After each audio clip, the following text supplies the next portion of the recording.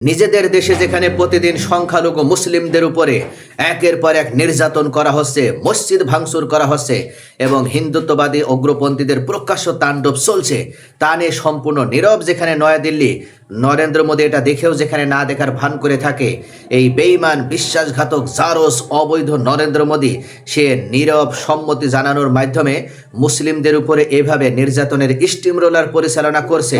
অথচ তারা কিনা বাংলাদেশের অভ্যন্তরে নাকি সাম্প্রদায়িকতা ছড়ানো হচ্ছে, বাংলাদেশের ভিতরে নাকি হিন্দুরা নির্যাতনের শিকার হচ্ছে, বাংলাদেশের ভিতরে নাকি হিন্দু সম্প্রদায়ের মন্দিরগুলোতে টার্গেট করে করে ধ্বংস করা হচ্ছে, এই ধরনের মিথ্যা প্রোপাগান্ডা ছড়াছে। অথচ গোটা বিশ্ব দেখছে বাংলাদেশ কতটা অসাম্প্রদায়িক একটি রাষ্ট্র, যেখানে 20 কোটি জনগণ হিন্দু মুসলিম মিলে কাঁধে কাঁধ মিলিয়ে তারা দেশের অভ্যন্তরে শান্তি শৃঙ্খলার সাথে বসবাস করে আসছে শতাব্দীর পর শতাব্দী ধরে। সেখানে অবশেষে এই উগ্রপন্থার বীজ বপনের চেষ্টা করা হচ্ছে ভারতের পক্ষ থেকে, নরেন্দ্র মোদীর পক্ষ থেকে, শুভেন্দু অধিকারীর পক্ষ থেকে। তাদের মূল উদ্দেশ্য হচ্ছে বাংলাদেশ নামক রাষ্ট্রটিকে দ্বিখণ্ডিত করে, টুকরো টুকরো করে আলাদা একটি প্রদেশ গঠন করে সেটাকে ভারতের ভূখণ্ডের সাথে যুক্ত করা। এবং এই এজেন্ডা বাস্তবায়ন করার জন্য চৈতালি সরকার নাম করে বাংলাদেশের সুপ্রিম কোর্টের একজন আইনজীবী সে প্রকাশ্যে জানিয়ে দিয়েছে বাংলাদেশে নাকি হিন্দুরা বৈষম্যের শিকার, এবং যেটার কারণে তারা শেষ পর্যন্ত বাধ্য হবে আন্তর্জাতিক রাষ্ট্রগুলোর সহযোগিতায় বাংলাদেশে একটা হিন্দুদের নিয়ে প্রদেশ গঠন করতে। হাস্যকর একটা বিষয়, এই চৈতালি সাহা যদি সে বৈষম্যের শিকারী হতো তাহলে সে সুপ্রিম কোর্টের মতন একটা গুরুত্বপূর্ণ জায়গায় আইনজীবী হওয়ার সুযোগ পেলে কিভাবে?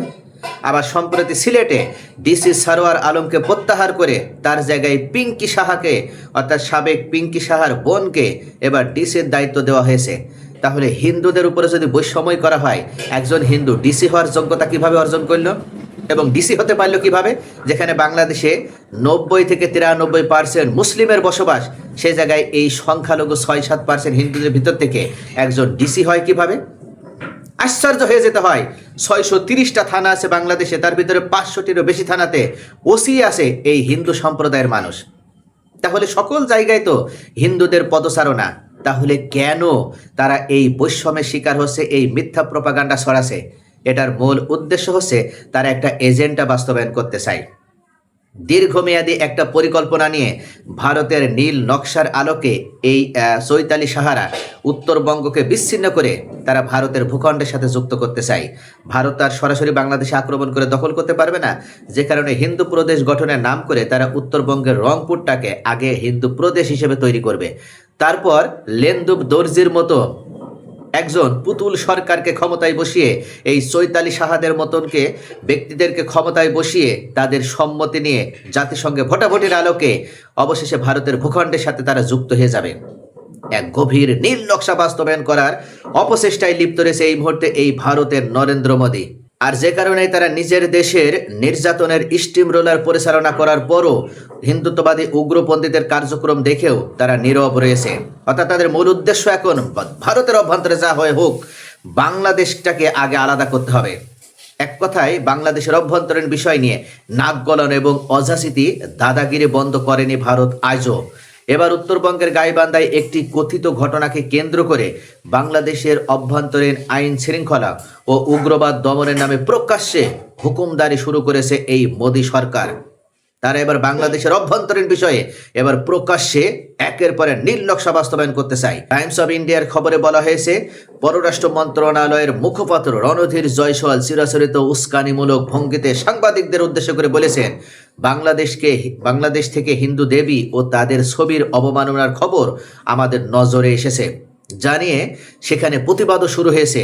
আমরা আশা করি বাংলাদেশ সরকার সে দেশের উগ্রপন্থীদের দমন করবে এবং সংখ্যালঘু সম্প্রদায়ের নিরাপত্তা নিশ্চিত করবে।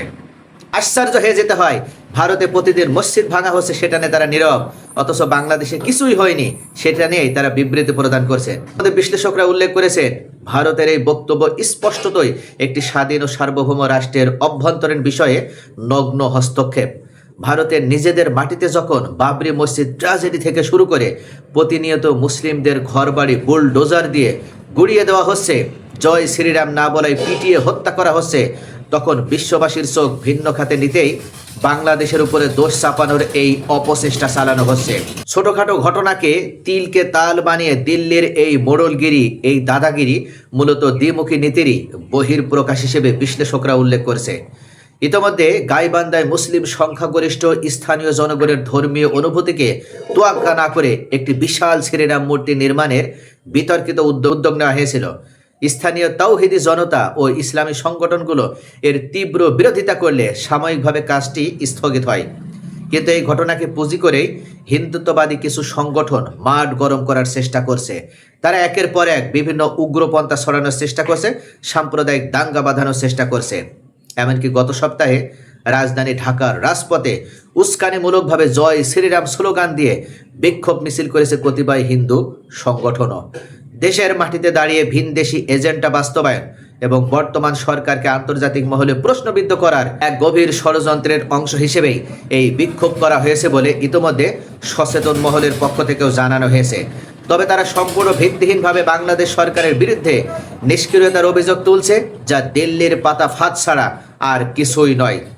অর্থাৎ এই মুহূর্তে দিল্লি একটা ফাঁদ পেতেছে, আর যে ফাঁদে বাংলাদেশকে ফেলার মাধ্যমে, সরকারকে বিতর্কিত করার মাধ্যমে দিল্লি বাংলাদেশে নগ্নভাবে হস্তক্ষেপ করতে চায়। 20 কোটি জনসংখ্যার এই শান্তিময় বাংলাদেশে মুসলিম ও সংখ্যালঘুরা দীর্ঘকাল ধরে সাম্প্রদায়িক সম্প্রীতির মধ্যে বসবাস করে আসছে।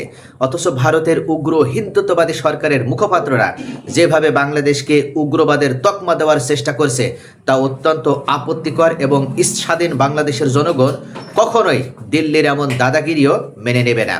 তো অবশেষে বাংলাদেশের জনগণ সাহসিকতার সাথে দিল্লির সকল দাদাগিরি রুখে যেমন দেবে, ঠিক তেমনইভাবে বাংলাদেশের অভ্যন্তরীণ বিষয়ে বাংলাদেশ স্বাধীনভাবে এবং শান্তি শৃঙ্খলার সাথে বসবাস করছে, এখানে কোনো ধরনের ফাঁদ তৈরি করে বাংলাদেশকে দ্বিখণ্ডিত করার সকল ষড়যন্ত্র নস্যাৎ করে দেবে।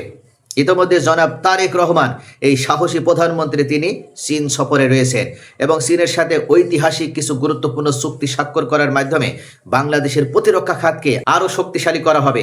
অর্থাৎ বাংলাদেশ প্রতিরক্ষাভাবে শক্তিশালী হয়ে যাবে। বাংলাদেশের হাতে এমন অত্যাধুনিক প্রযুক্তির যুদ্ধ বিমান চলে আসবে, বাংলাদেশের হাতে অবশেষে টিবিটি বাইরাক্তার ড্রোন চলে আসবে, জে-10C যুদ্ধ বিমান থেকে শুরু করে F-17 থান্ডার যুদ্ধ বিমান, এমনকি এয়ার ডিফেন্স সিস্টেম চলে আসবে, উন্নত রাডার ব্যবস্থা চলে আসবে। এটাই মূলত সহ্য করতে পারছে না এই ভারতের নরেন্দ্র মোদীরা। আর যে কারণেই এই বদমাইশ, এই শয়তান নরেন্দ্র মোদী এবং বিজেপি সরকার, তারা অবশেষে বাংলাদেশের বিরুদ্ধে উঠে পড়ে লেগেছে। যেভাবেই হোক বাংলাদেশকে বিতর্কিত করে এই মুহূর্তে বাংলাদেশকে খণ্ড খণ্ড, টুকরো টুকরো করে উত্তরবঙ্গ রংপুর বিভাগটাকে নিজেদের ভূখণ্ডের সাথে যুক্ত করা। এমনকি ভারতের বিভিন্ন ইউটিউবার থেকে শুরু করে গুরুত্বপূর্ণ কলামিস্ট এবং বুদ্ধিজীবীরাও তারা একের পর এক বিবৃতি প্রদান করছে, সরকারকে উদ্দেশ্য করে জানাচ্ছে এখনই সময় প্রয়োজনে সামরিক অভিযান পরিচালনা করে হলেও উত্তরবঙ্গ অর্থাৎ রংপুর বিভাগটা দখল করে ভারতের ভূখণ্ডের সাথে যুক্ত করা। কিন্তু মনে রাখতে হবে, ভারত, বাংলাদেশ অন্য কোনো রাষ্ট্র নয়। হতে পারে ছোট্ট এক ভূখণ্ড, কিন্তু এই দেশে 20 কোটি সিংহ, 20 কোটি রয়্যাল বেঙ্গল টাইগার। তাই এই দেশে আক্রমণ করার পূর্বে কয়েকবার চিন্তা ভাবনা করে তারপর আক্রমণ করবে। যদি বাংলাদেশের রয়্যাল বেঙ্গল টাইগারের আঁচড় খেয়ে হিংস্র আঘাতে তোমরা ক্ষতবিক্ষত হতে না চাও, তাহলে বাংলাদেশের সীমানায় কখনো পা দেওয়ার চেষ্টা করবে না। মনে রাখবে, বাংলাদেশের 1 ইঞ্চি মাটি যদি তোমরা দখল করার চেষ্টা করো, তাহলে তোমাদেরকে ছিঁড়ে শুধু টুকরো টুকরোই করা হবে না। ইতিমধ্যে বাংলাদেশের সচেতন নাগরিকরা তারা উল্লেখ করেছে, বাংলাদেশের বিরুদ্ধে যদি কোনো ধরনের ষড়যন্ত্র অব্যাহত রাখে ভারত, তাহলে শেষ পর্যন্ত তারাই টুকরো টুকরো হয়ে যাবে, তাদেরই সলিল সমাধি ঘটবে। মনে রাখতে হবে, বাংলাদেশ হচ্ছে সেই জাতি যারা ইরানকে দেখে উদ্বুদ্ধ, আমেরিকা এবং ইসরায়েলের মতন সুপার পাওয়ারকে যারা রুখে দিতে পারে, বাংলাদেশও তোমাদের মতন সুপার পাওয়ারকে রুখে দিতে পারবে। তোমাদেরকে রুখে দিতে বাংলাদেশের একদিনও সময় লাগবে না। তাই অবশ্যই বাংলাদেশকে নিয়ে মিথ্যা প্রোপাগান্ডা এবং ষড়যন্ত্র প্রতিহত করে এখনই বাংলাদেশের সাথে বন্ধুত্বপূর্ণ সম্পর্ক স্থাপন করে বাংলাদেশের বিরুদ্ধে করা সকল ষড়যন্ত্র বন্ধ করে দাও।